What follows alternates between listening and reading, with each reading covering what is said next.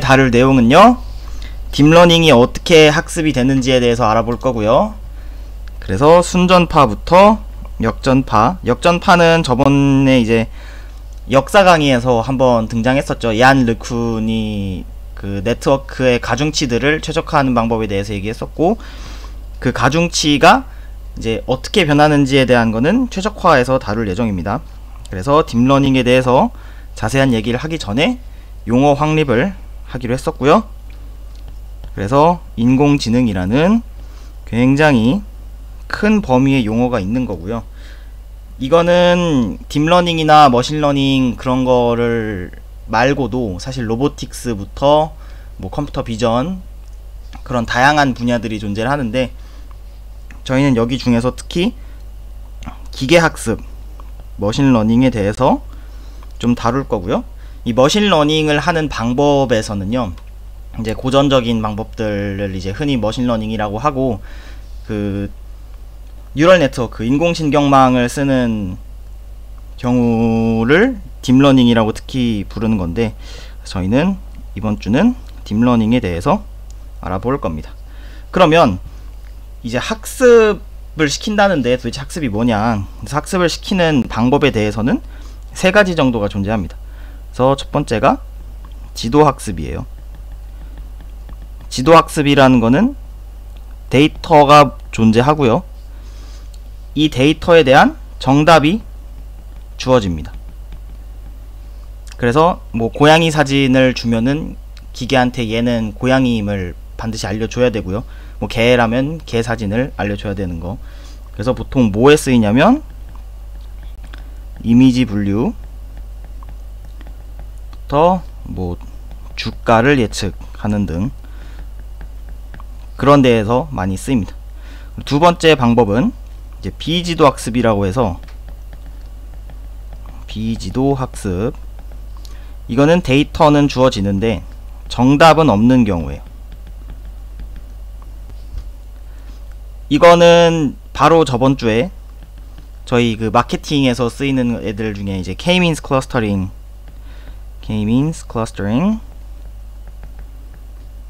기억나실 겁니다. 그래서 이런 게 대표적인 알고리즘이고, 마지막으로 세 번째는 강화학습이라고 해서, 강화학습, 데이터조차 주어지지 않는 그런 방법을 얘기를 합니다. 그래서 이 강화학습은 대표적인 예로 알파고가 존재를 하죠. 알파고 같은 것들. 네, 이렇게 세 가지 정도 방법이 존재하는데, 저희는 이 중에서도 특히 지도학습에 대해서 알아볼 예정입니다. 그러면 기계학습으로 풀 수 있는 문제는 어떤 문제들이 있냐? 문제는 두 가지 정도로 크게 분류를 합니다, 요즘에는. 그래서 문제의 종류에는 두 가지가 있고요. 하나가 회귀 문제, 그리고 두 번째가 분류 문제입니다. 회귀 문제는요, 정확한 수치를 예측하는 걸 말해요. 앞에서 이제 지도학습의 예로 나왔었던 그 주가 같은 거 있죠. 주가는 정확한 그 주식의 가격을 알아야 되니까 주가 예측, 뭐 집값 예측, 그런 것들이 다 회귀 문제에 속하고요. 분류 문제는요, 어떤 이산적인 수치로 나타내는 것. 이산적인 수치라는 거는 주식을 예로 들면요, 뭐 만원 선부터 2만원 선인지 2만원부터 3만원 선인지 이런 식으로, 원래는 주식이 이런 식으로 있었다고 하면은 이걸 레벨별로 나눠볼 수가 있죠. 이런 식으로 동간격으로. 그래서 얘는 첫 번째, 두 번째, 세 번째, 이런 식으로 좀 이산적인 수치로 나타내는 것을 이제 분류 문제라고 합니다. 그러면 본격적으로 딥러닝에 대해서 한번 알아보겠습니다. 저희가 역사 시간에 이제 마빈 미nsky 교수가 그 exclusive or 문제를 풀기 위해서 만들었던 모델이 그 MLP 모델이라고 기억이 나실 거예요. 그래서 이 MLP 모델은 제가 그때는 되게 대충 그렸었는데 이번에는 좀 자세하게 그려보겠습니다. 자, 이게 입력이고요. 중간층이 존재해서 이 동글뱅이 하나를 이제 뉴런이라고 불러요. 그래서 정보가 이런 식으로 흘러 들어갑니다. 그때의 가중치들을 이런 식으로 W3, W4 이렇게 되고요.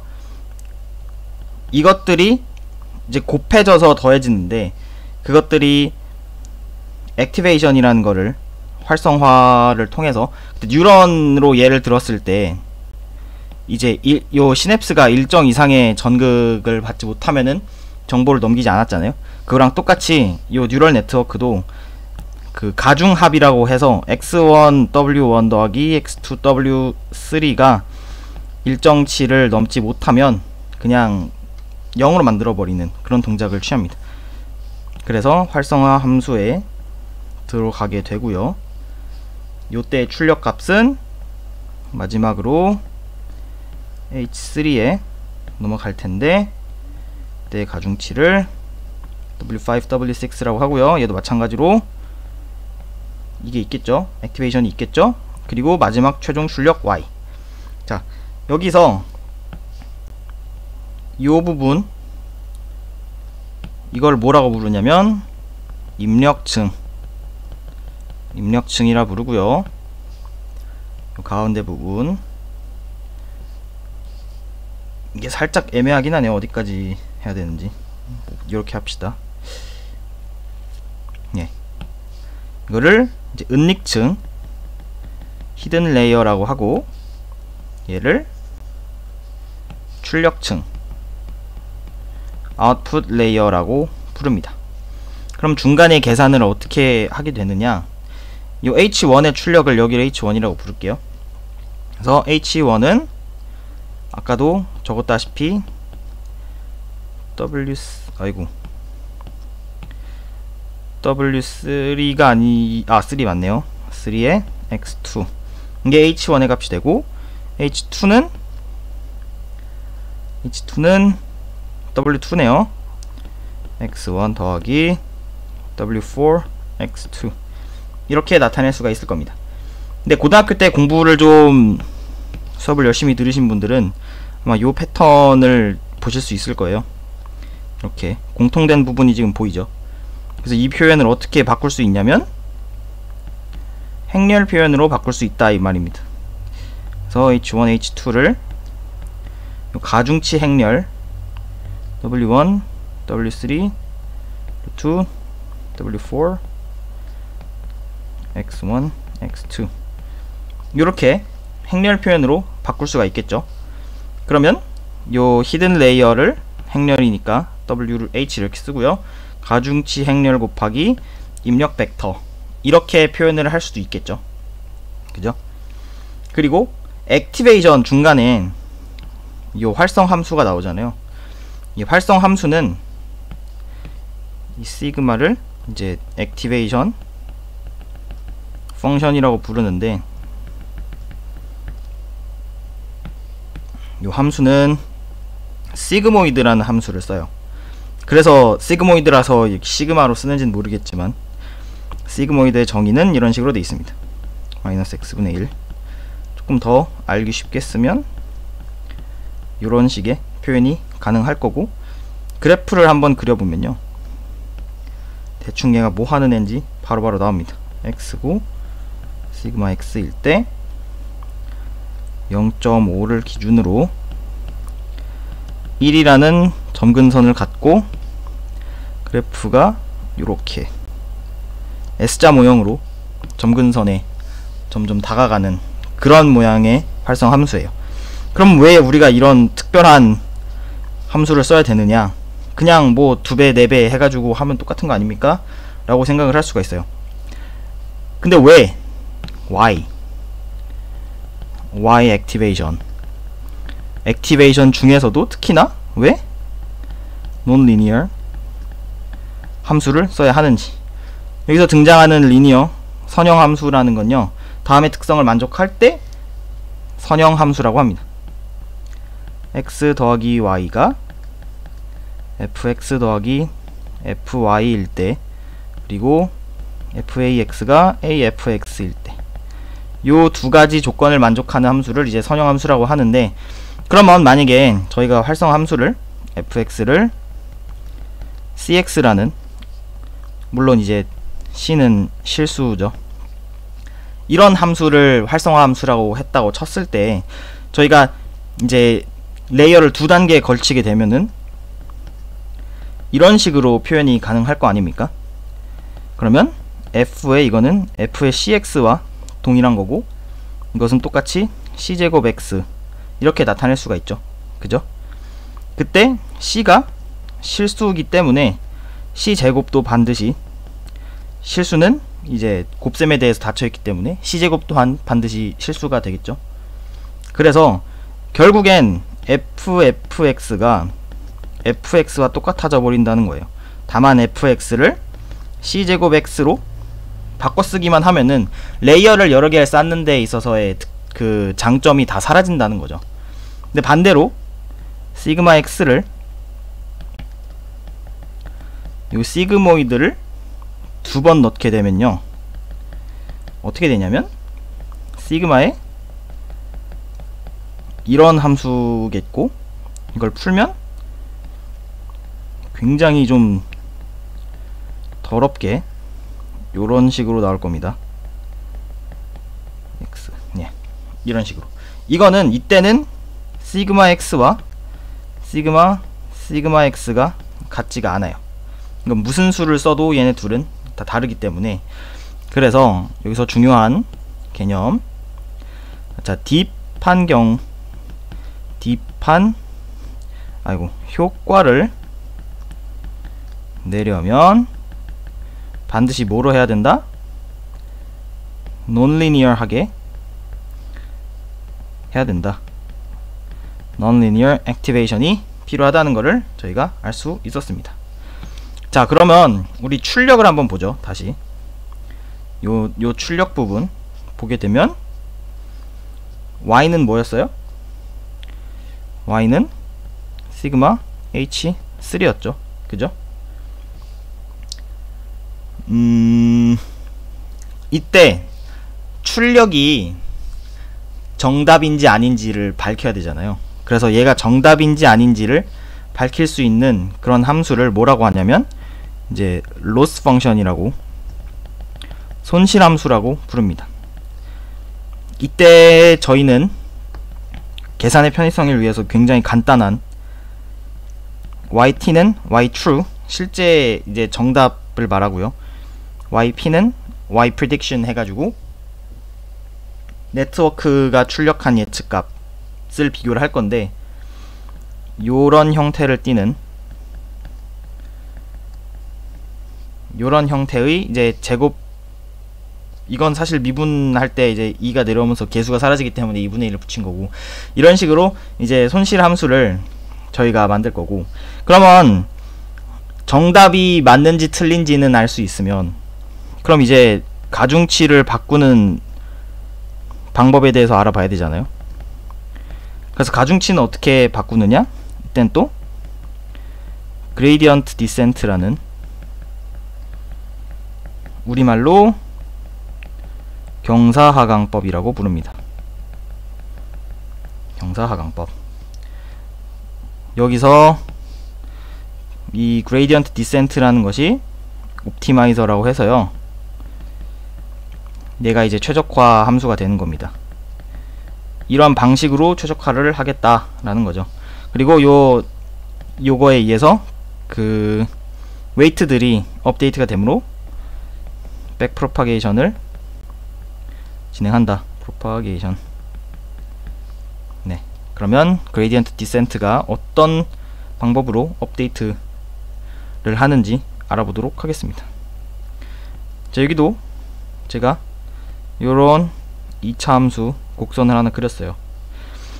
그럴 때 이게 만약에 둥그런 그릇이라고 저희가 생각했을 때, 공을 여기다 놓고 이 공에다가 손을 놓게 되면은 당연히 이 경사면을 따라서 요렇게 올라갔다가 다시 요렇게까지 왔다가 요런 식으로 점점 요 가장 밑바닥 최적화점이라고 부르는 요 밑바닥에 공이 멈추게 되겠죠. 그죠? 그래서 저희도 이거를 이용을 하고 싶은 건데 실제로 공을 굴려볼 수는 없는 노릇이니까 이것을 좀 흉내를 낼 겁니다. 어떻게요? 자, 임의의 점 하나를 잡아요. 여기서 가중치가 처음에는 이제 랜덤하게 주어지기 때문에 요 2차 곡선 어딘가, 이거를 표시를 안 했네요. 이거랑 이게 로스 손실이에요. W가 랜덤하기 때문에 처음에는 임의의 한 점에 대해서 시작을 하게 되겠죠. 그때 요 기울기를 따라서 일정량 보내는 겁니다. 일정량은 어떻게 보내냐면 요렇게 한 스텝, 요 한 스텝을 보낼 거예요. 요렇게. 그러면 기울기 미분하는 그 기울기에 따라서 이렇게 이동을 하겠죠, 공이. 그때 요 폭을 이제 러닝 레이트라고 해서 학습률이라고 부릅니다. 이게 사실은 학습률이 곱해지기 때문에 이게 정확하게 맞는 그림은 아닌데 미분된 결과에 이제 학습률이 곱해져서 가는 거라서 이게 그림이 완벽하게 일치는 안 하지만 뭐 이런 느낌으로 간다고 보시면 돼요. 그때 학습률 설정이 또 중요한 게 만약에 이 학습률을 너무 작게 설정한 경우에는 어떻게 되는지 보면 요 그릇에서 여기서 최적화점까지 가는데 시간도 오래 걸릴 거고 요렇게 요거를 이제 로컬 옵티멈이라고 불러요. 지역 최적화점이라고. 학습률이 너무 작으면 여기서 수렴을 해버리겠죠, 공이. 여기까지 못 내려가고. 그래서 학습률이 또 너무 작으면 학습도 느리고 지역 최적화에 빠질 가능성이 크다. 근데 반대로 학습률이 너무 크다, 여기서 그냥 손만 놓는 게 아니라 여기서 있는 힘껏 던져버리면 공이 여기서 갔다가 이렇게 갔다가 이런 식으로 발산을 해버리겠죠. 그래서 학습이 잘 안된다는 거. 그래서 정확한 게 아니라 적당한 학습률을 설정하는 것이 필요합니다. 보통은 어떤 학습률이 최적화되어 있는지를 알아내는 방법은 제가 알기로는 없는 걸로 알고요.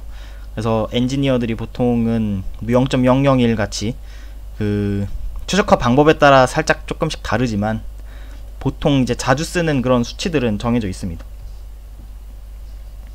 그래서 저희가 지금까지 했던 요 그레이디언트 디센트를 간단하게 수식으로 표현을 해보면 어떻게 되냐면 이제 Y는 우리 네트워크의 출력이죠. 그래서 입력과 원래는 입력도 여러 개 있지만 X와 W라고 제가 표현을 하겠습니다. 이게 곧 입력의 개수와 가중치의 개수만큼을 인자로 하는 함수라고 보시면 돼요. 그랬을 때 그 W를 어떻게 바꾸냐면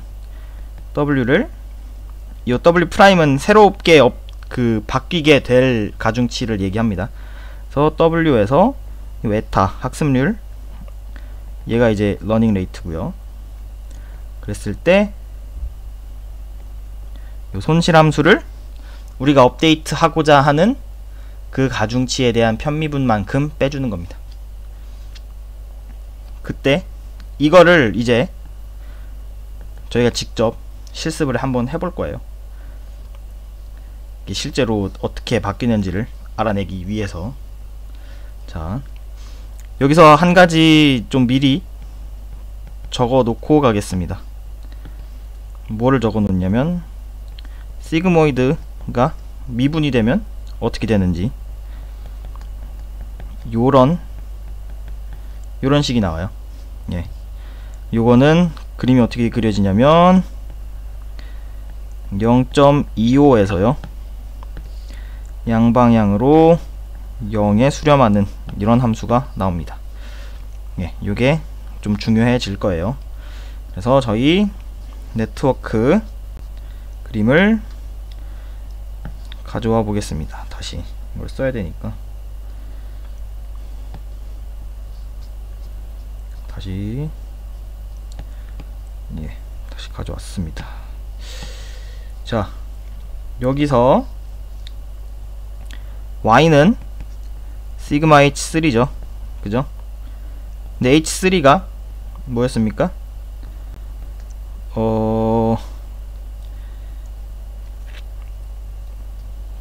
W5에 시그마 1 더하기 W6에 W6에 시그마 2 이런 식으로 쓸 수 있겠죠. 그죠? 그래서 여기서 다른 거를 하면 식이 너무 복잡해지니까 W5에 대한 업데이트만 해볼게요. W5의 업데이트 간단합니다. 그레디언트 디센트를 이용할 거고 앞에서 정의했던 로스 함수를 이용을 할 거예요. 그러면 W5가 이런 식으로 변하겠죠. 에타의 라운드 H5 분의 라운드 F. 이거는 W5 마이너스 에타의 라운드 H5 over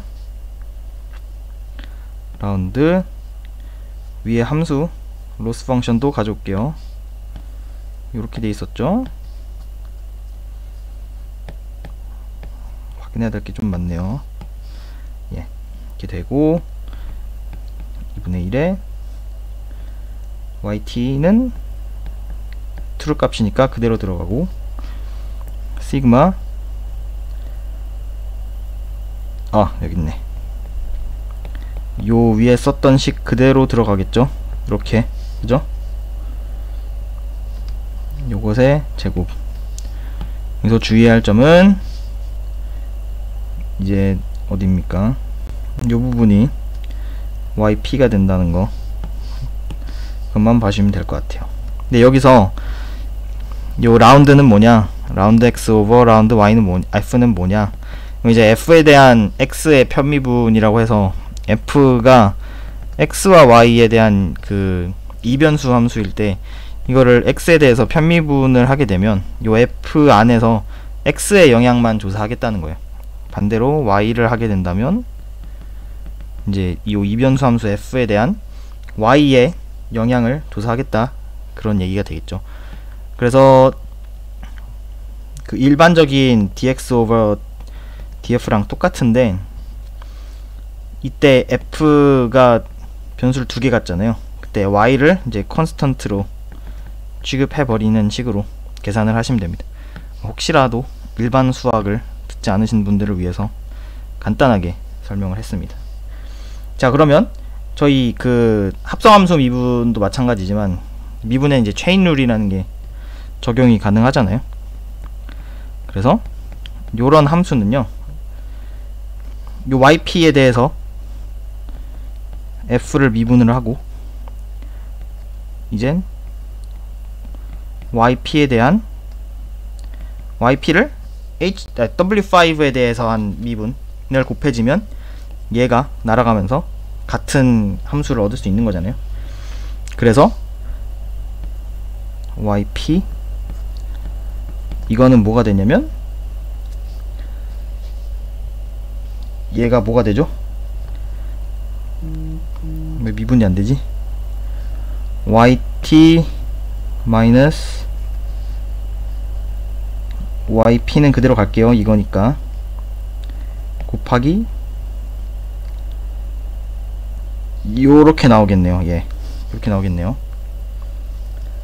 그래서 마지막으로 한번 다시 써보면 w5는 어떻게 되냐, w5 마이너스 에타에 마이너스를 안 곱했네. 마이너스가 필요하겠죠. 그래서 마이너스 yt 마이너스 yp 곱하기 이제 yp를 w5에 대해서 미분을 해야겠죠. 곱하기 그럼 어떻게 되죠? 시그마에 굉장히 복잡합니다. 저도 머리가 아파요. w5 시그마 1 더하기 시그마 2 요거에다가 W5 시그마 1 더하기 이런 식이 되겠네요. 그죠? 곱하기 마지막으로 시그마 1까지. 예. 그렇죠. 예, 맞는 것 같습니다. 그래서 이게 굉장히 지금 식이 굉장히 더러운데, 보시면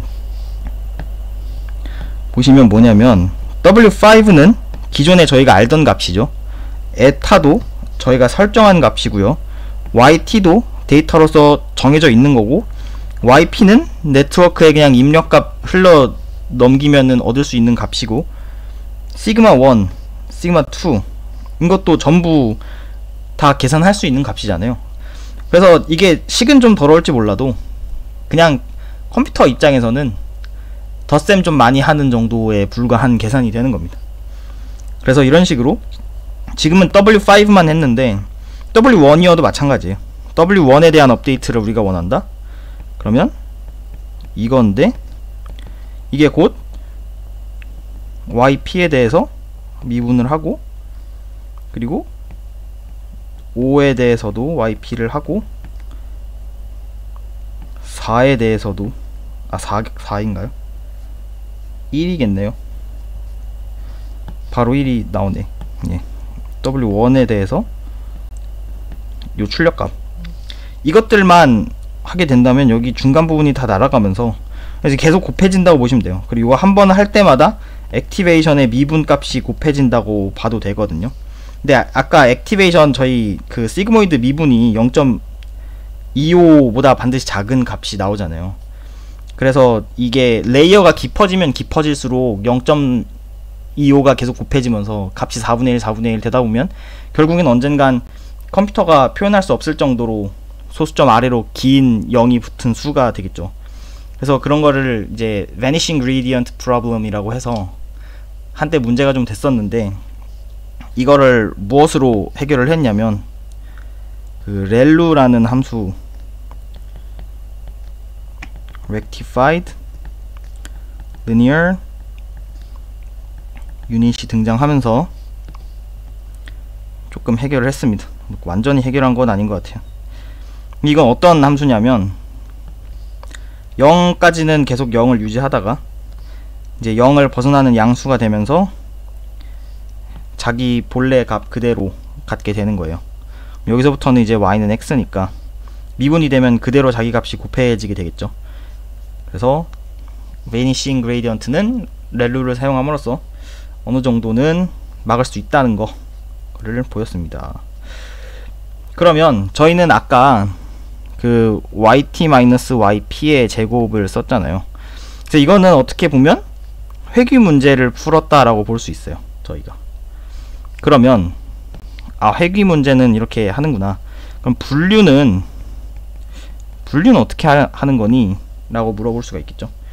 그럴 때는 이 손실함수의 변화가 조금 생깁니다. 그래서 이 손실함수가 어떻게 생겼냐면 그 바이너리 크로스 엔트로피 함수를 쓰게 되는데, 식이 살짝 복잡해 보일 수 있으나 실제로는 복잡하지 않습니다. 마이너스 1 마이너스 yt의 로그 1 마이너스 yp, 예, 이렇게 되겠죠. 이런 식을 쓰는데 이게 사실은 두 개의 항이 합쳐진 항이에요. 요거는 뭐냐면 yt가 1이었을 경우에 그 엔트로피를 말하고, 요 부분은 yt가 0이었을 때 엔트로피를 말하는데, yt가 1이면은 요 1-yt 항 때문에 요 부분이 이제 0이 돼 버리잖아요. yt가 0인 경우에는 반대로 요 항 때문에 0이 될 거고요. 그래서 yt가 0이냐 1이냐 하는 그런 이진 분류에서는 요거를 바이너리 크로스 엔트로피 라고 부르고, 이제 요런 문제를 이진 분류 바이너리 클래시피케이션이라고 부릅니다. 그러면 세상 모든 문제가 예아니어의 흑백 논리로 나눠질 수 있는 것도 아닌데, 그럼 클래스가 많은 경우에는 어떻게 해야 되니? 그럴 때 네트워크의 구조를 보면요, 입력이 좀 여러 개 있고 네트워크도 뭐 이런 식으로, 그래서 입력이 들어가서 출력이 여러 가지로 나올 수가 있겠죠. 그때 이게 n개의 레이블이 있다고 저희가 가정을 합시다. 그러면 이 n개의 레이블에 대해서 yp는 yp1부터 ypn 요렇게 벡터로 나타내겠다는 거예요. 이것과 마찬가지로 실제 값도 yt1부터 ytn에 다 같은 모습을 한 두 개의 벡터로 나타낼 수가 있겠죠. 그때 로스는 어떻게 나오냐면 마이너스 yt에 yt1 로그 yp1 더하기 yt2 로그 yp2 쭉쭉쭉 가서 n까지 ypn 이런 식으로 나타낼 수가 있겠고요. 이거를 하나의 항으로 묶으면 이렇게 나타낼 수가 있을 겁니다. tk의 로그 ypk. 네, 이거는 그냥 크로스 엔트로피라고 불러요. 크로스 엔트로피. 근데 이 네트워크의 출력이 뭐 어떻게 될 줄 알고 그냥 냅두겠습니까? 예를 들어 3개 있을 때 0.7, 0.9, 0.2 이런 식으로 네트워크가 그 출력을 했다고 했을 때 0.9가 당연히 높으니까 0.9를 채택하고 싶은데 0.7이 그냥 오류로 무시하기에는 값이 좀 크잖아요. 그리고 반대로 0.4 뭐 0.2, 1, 0.2 뭐 이런 식으로 있으면 0.4인데 0.4는 반대로 정답으로 치기에는 값이 좀 작으니까, 그래서 이런 무작위의 실수의 조합을 확률 분포로 나타낼 수 있는 그런 아이가 존재하는데, 그 아이의 이름이 바로 softmax라는 함수입니다. softmax는 위에서 저희 이 부분만 다시 가져올게요. 네, 여기에서 yp1의 값을 어떻게 변화를 시키냐면 요렇게 모든 항들에 대해서 더해주는 거예요. 익스포넨셜 하기, 사실 이게 지수함수에 지금 지수로 들어가 있는데 그 네트워크의 출력값이, 뭐 반드시 이렇게 할 필요는 없고요. 전체 합분의 자기 자신으로만 나올 수 있으면 뭐를 쓰더라도 상관은 없는데, 이렇게 한 거는 아마 그 좀 값의 차이를 극명하게 할 수 있는 게 아무래도 지수함수다 보니까 이렇게 나타낸 것 같아요. 그래서 이 소프트맥스를 쓰면은 그냥 실수를 이제 확률 분포 나타낼 수 있다. 그래서 많은 클래스를 분류하는 것도 가능하다, 이렇게 할 수 있겠습니다. 혹시 질문 있으신 분 있나요?